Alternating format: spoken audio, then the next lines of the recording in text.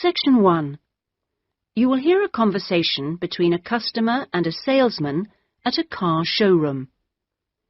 First, you have some time to look at questions 1 to 4.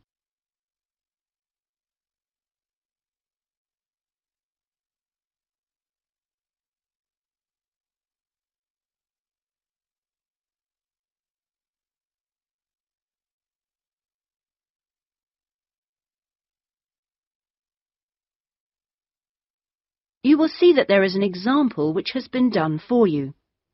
On this occasion only, the conversation relating to this will be played first. Good morning. Please take a seat. How can I help you? Well, I'm thinking of buying a new car and I'd like some advice. Sure, yes. Had you got any particular make in mind? I'm interested in a leader. I've had one before and liked it, but I haven't really made up my mind. The customer states that she is interested in a leader, so leader has been written in the space. Now we shall begin. You should answer the questions as you listen, because you will not hear the recording a second time. Listen carefully and answer questions 1 to 4. Good morning. Please take a seat. How can I help you? Well, I'm thinking of buying a new car and I'd like some advice. Sure, yes. Had you got any particular make in mind? I'm interested in a leader. I've had one before and liked it, but I haven't really made up my mind. Sure. We've got various models. Right. What about the engine size? Any ideas? The one I've got at the moment's a 1.2-litre engine, but I find it a bit slow on long journeys. I'd like a bit more power this time. A 1.4 should do. I don't think I need a 1.6 or anything. Right. Well, I think the model you're looking at is the Max. Here's a picture. Oh, yes. Have you got one in? Yes, I'll take you to have a look at it in a minute. I'll just get a few more details. Is there anything else to do with the engine? What kind of gear change do you want? I presume you want a manual. I'd want automatic. I've never driven a car with manual gears. Right. Well now, here's the colour chart for the Max. Have you given that any thought? This blue's very popular at the moment. Yes, it is nice. I like blue. What's it called? Royal? Yes. But actually, I think I prefer this lighter shade here. Sky. Yes, that's popular too. I think I'll go for that. You might have to wait a week or so for that colour, but I assume that'll be okay. Oh, yes, fine. Well, we can go outside and you can have a good look at one, and perhaps take it out. But first, can I just ask you about finance? The cash price is going to be somewhere in the region of 7,500. How would you like to pay? Are you in a position to pay cash, or would you need credit? I'd like credit, provided the terms are reasonable. Well, you can discuss that with my colleague in a moment. We have various arrangements. Would you be interested in us taking your present car as part exchange? Yes. Okay, fine. So I'll just need some details from you, and then we can do a valuation. Is that okay? Fine, yes. Before you hear the rest of the conversation, you have some time to look at questions 5 to 10.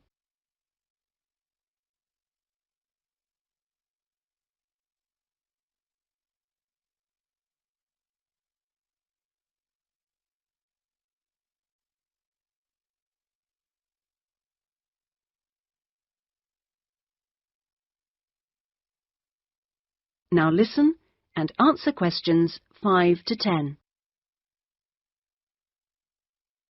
Could I have your full name? Wendy Harries. That's Harries. And is that Mrs., Miss, Ms? It's Doctor, actually.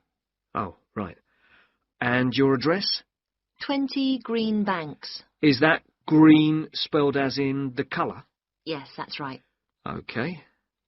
Alton. Is that Olton? Not quite. It begins with an A, not an O. Oh, yes, that's in Hampshire, isn't it? That's right. And do you know your postcode? Yes, it's GU89EW. Do you have a daytime phone number? Well, I work at the hospital, but it's a bit difficult to get hold of me.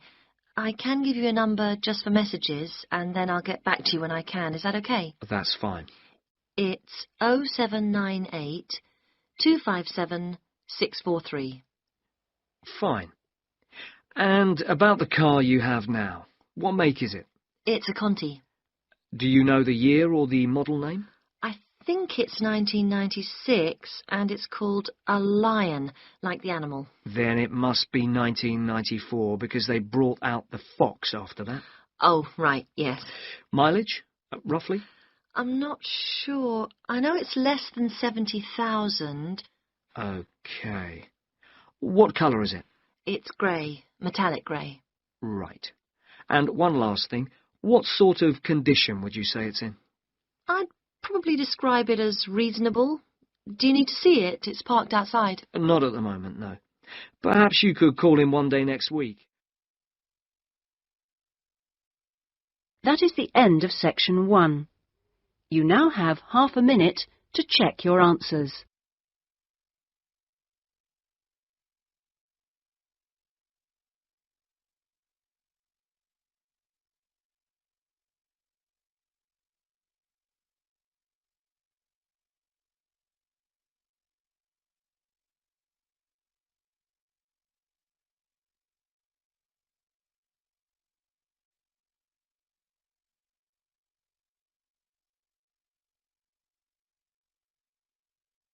Now turn to section 2. Section 2. You will hear an admissions officer from a UK university talking to a group of postgraduate students in a university abroad about applying for a place at his university. First, you have some time to look at questions 11 to 15.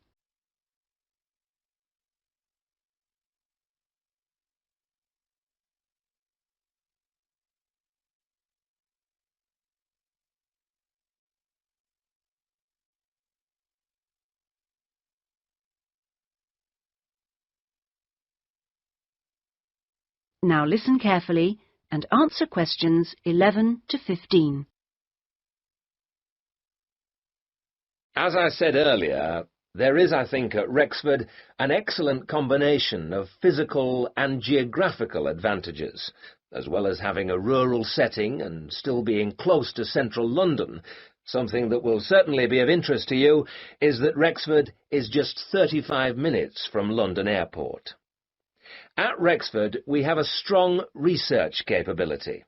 We came 7th out of 101 universities in last year's research assessment, carried out by a government body, and did particularly well in your particular subjects, engineering and science. Actually, we got a top research grade of 5 for engineering, geography and computer sciences. One further point, and I know from talking to you individually that a number of you may be looking for some experience in industry after the course, is that all our science and engineering research departments have unusually close relationships with industry in the area. Anyway, that's enough sales talk from me. I'll just take a sip of this coffee that's just arrived, thank you, and then I'll say something about what actually happens when you apply. Right. Now, if you do decide to make an application, what you do is send it directly to me in my department. I will then immediately send confirmation and the application process begins. And I'd like to say at this point that you shouldn't worry if this process doesn't work all that quickly. I mean, occasionally there are postal problems, but most often the hold-up is caused by references. The people you give as referees, shall we say, take their time to reply. Anyway, it's absolutely normal for this process to take 3 to 4 months. What I do in this period is keep in touch with you and reassure you that things are moving along.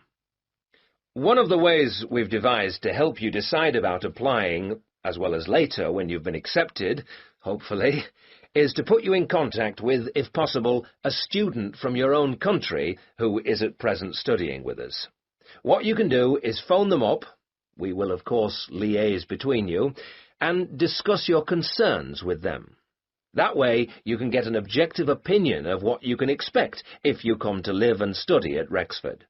Not only the academic atmosphere, but important details like what the leisure facilities are like, and whether the English weather and food are really as awful as everybody says. No.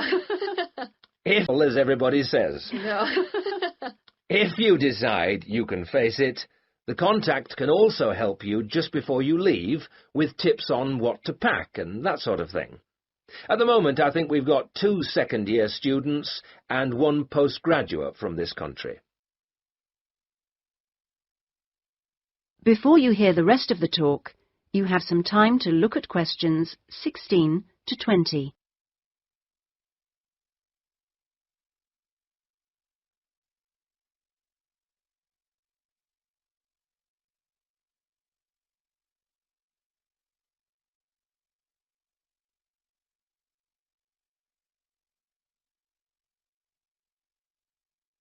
Now listen and answer questions 16 to 20.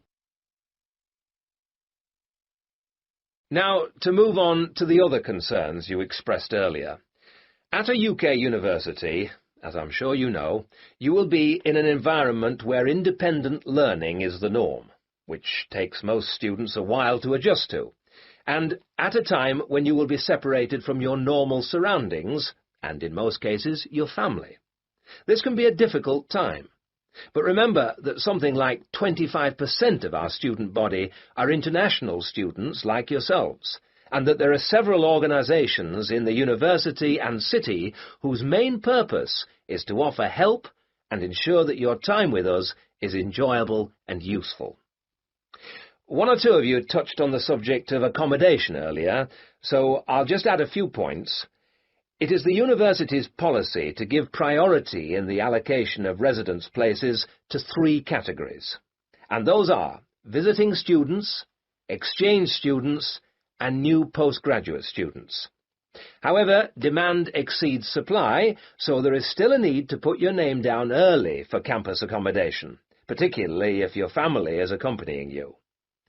This means that the earlier you decide whether you want to study with us, and so get the procedure moving, the better it will be for everybody. Yes? What if you would prefer to live outside the university? If you're planning to live off campus, you've got to sort things out even earlier. As with everything in short supply, the good accommodation gets snapped up months before the beginning of term. In other words, if you're starting in October, you need to be thinking about it in June, or at the very latest July. So you do need to think very carefully about what you need, how much you can afford to pay well in advance. What you can't do is leave it until a few days before the start of term. The agencies in town are pretty good. It's just a matter of contacting them in good time. Of course, we have a full-time accommodation officer available to help all students. She'll get in touch with you when you're accepted. She's got plenty of contacts in the town and will deal with the agencies on your behalf. 1 or 2 of you asked me earlier about your level of spoken English. Obviously, most of you have already achieved a lot. I wish I could speak your language half as well. Having said that, though, I'm afraid the lecturers will make little or no allowance for the presence of non-native speakers in the audience. So anything you can do to improve your spoken English, even beyond the pretty high levels most of you have already reached, will help make your stay with us that bit more fun for you. Some extra practice before you arrive is worth more than, for example, private lessons afterwards when you won't really have time. Oh, and one last thing before I invite further questions. It's very important that you always... That is the end of section 2. You now have half a minute to check your answers.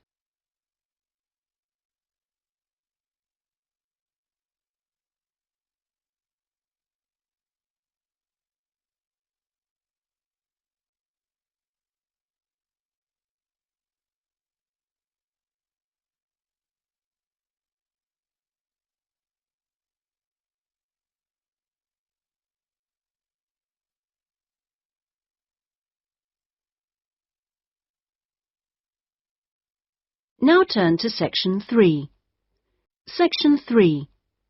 You will hear two friends discussing a course they have just done. First, you have some time to look at questions 21 to 27.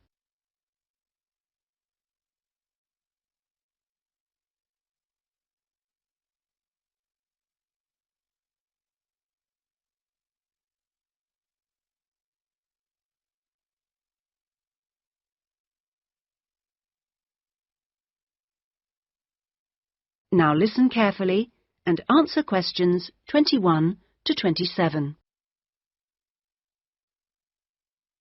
Oh, Ben, I just remembered I never filled in that form for Nick. Ah. Did you do it? The course feedback form. Yes. If you want, we can do it together. I've got mine here. Is that okay? Yeah. Okay. Let's have a look then. What do we have to do? Let's fill in the top first. Let's see. Course code. It's communication in business. Okay. Communication in business. I do know that, but what's the code? CB16 something. CB162, isn't it? That's it. Okay. And dates. When did we start? I remember my birthday's on May 4th, and it was the day after. It must have been May 5th. Gosh, doesn't seem that long ago, does it? No. And we finish at the end of this week on Friday, so that's July 15th. 16th. Oh. Monday was the 12th. Yeah. Right, that was the easy bit. Now, let's have a look. Please give your comments on the following aspects of the course. Okay, what's the first one? Oh, course organisation. What do you think? Clear. It was, wasn't it? Yeah, I think the organisation was clear. Okay, anything else for course organisation? It was a good thing he gave us the course outline at the beginning in the first session. That was useful, so I'll put that down, shall I? Yeah. Now, going on to suggestions for improvement, one thing that wasn't so good, I think we could have done a bit more work at the beginning. I mean, at the beginning it seemed dead easy. Yeah. I thought it was going to be really easy, and then all of a sudden in the second half of the course, we got a whole load of work. Yeah. Reading to do and essays and things. Yeah, it'd be better if it was more even. Okay, now, course delivery. Does that mean teaching? Yeah, I suppose so. Well, what I thought was really good on this course was the standard of teaching. Actually, I mean, some of the teachers were better than others, but the standard generally was fine. Much better than other courses I've been on. Yeah, I agree. Let's put that then. Okay. What about suggestions for improvement? I didn't think it was all that wonderful when we had great, long group discussion sessions that went on for hours and hours. Right. I don't mean we shouldn't have group discussions, just that they shouldn't go on too long. Before you hear the rest of the discussion, you have some time to look at questions 28 to 30.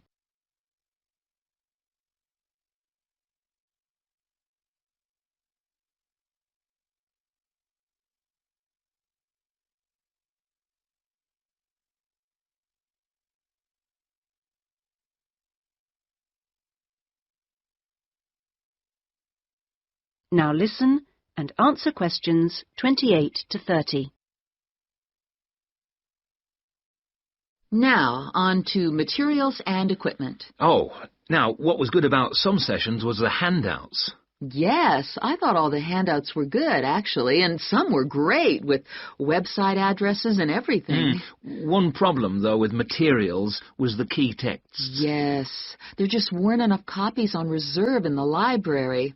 And if you can't get the key text before the session, how are you supposed to do the reading? Yeah. And not enough computers. You have to wait ages to get one. Okay, testing and evaluation. Well, I don't know. It's hard to say until we've got our written assignments back. Oh, don't talk about it. I only got mine in yesterday. It was a real struggle. Oh, I hate to think what mark I'll get. Yeah, but at least we've done the oral presentation. I thought that was good, the way I got my feedback really quickly. Yes, it was. And I liked the way we knew what would be evaluated on. We knew the criteria, so we knew we had to think about clarity, organization, and so on. Yeah, but I'm not so sure about the written work. One thing, I think, is that there's just too much. It's really stressful. Oh, yes, I'd agree. And I don't see why they can't let us know the criteria they use for marking. The written assignments, but he told us. No, for the final exams. Oh. What are they looking for? What are the criteria? What makes a pass or a fail? Yeah, I never thought of that. It'd be really useful. Okay, any other comments? I thought student support was excellent. Yeah, me too. Okay, excellent. Other comments? No, I can't think of anything else. Nor me. Okay, so that's done. Thanks, Ben. No, thank you. That is the end of section 3. You now have half a minute to check your answers.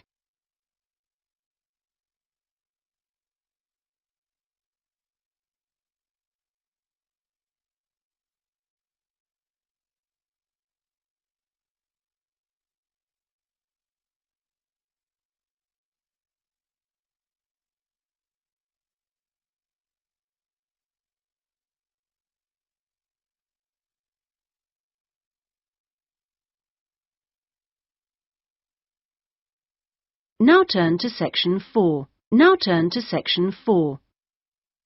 Section 4. You will hear a student giving a presentation about a project on household waste recycling.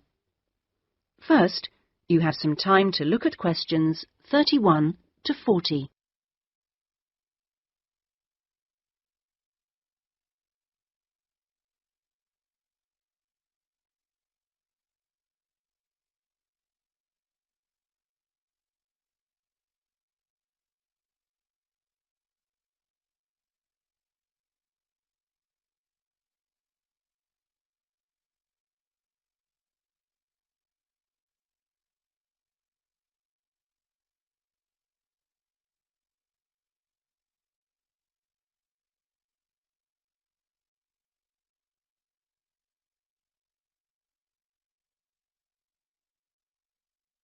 Now listen carefully and answer questions 31 to 40. Well, my group has been doing a project on how household waste is recycled in Britain. We were quite shocked to discover that only 9% of people here in the UK make an effort to recycle their household waste. This is a lower figure than in most other European countries, and needs to increase dramatically in the next few years if the government is going to meet its recycling targets. The agreed targets for the UK mean that by 2008 we must reduce our carbon dioxide emissions by 12.5% compared with 1990. And recycling can help to achieve that goal in two main ways. The production of recycled glass and paper uses much less energy than producing them from virgin materials, and also recycling reduces greenhouse gas emissions from landfill sites and incineration plants. As part of our project, we carried out a survey of people in the street, and the thing that came up over and over again is that people don't think it's easy enough to recycle their waste. One problem is that there aren't enough drop-off sites. That is, the places where the public are supposed to take their waste. We also discovered that waste that's collected from householders is taken to places called bring banks for sorting and baling into loads. One problem here is taking out everything that shouldn't have been placed in the recycling containers. People put all sorts of things into bottle banks, like plastic bags and even broken umbrellas. All this has to be removed by hand. Another difficulty is that toughened glass used for cooking doesn't fully melt at the temperature required for other glass, and so that also has to be picked out by hand. Glass is easy to recycle because it can be reused over and over again without becoming weaker. 2 million tons of glass is thrown away each year. That is 7 billion bottles and jars. But only 500,000 tons of that is collected and recycled.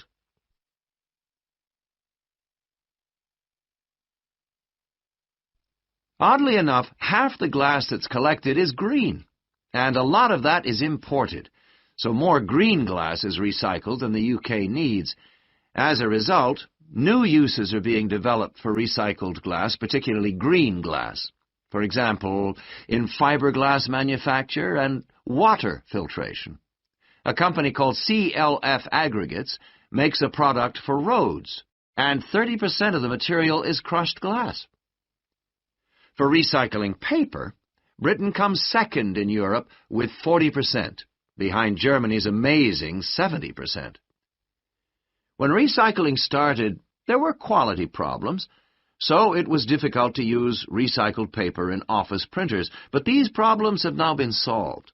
And Martin's, based in South London, produces a range of office stationery which is 100% recycled, costs the same as normal paper, and is of equally high quality.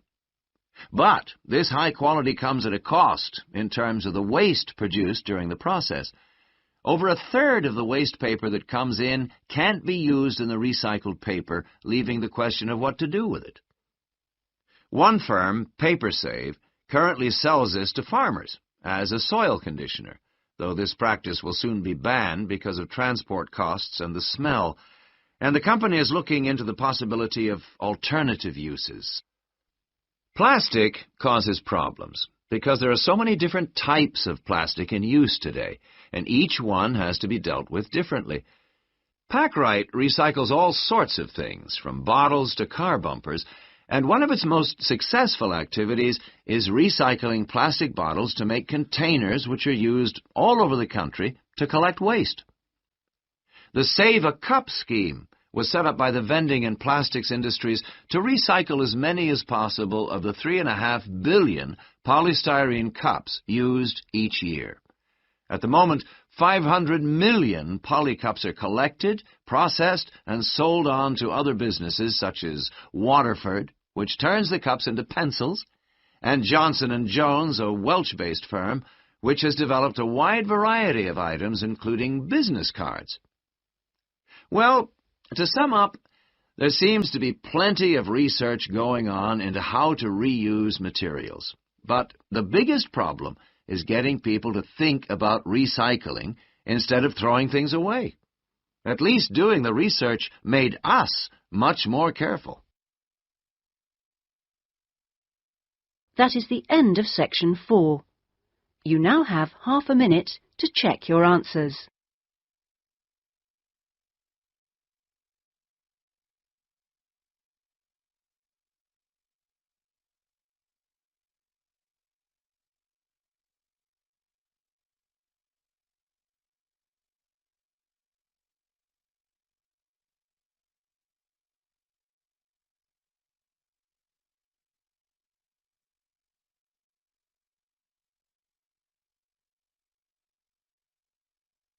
That is the end of the listening test. In the IELTS test, you would now have 10 minutes to transfer your answers to the listening answer sheet.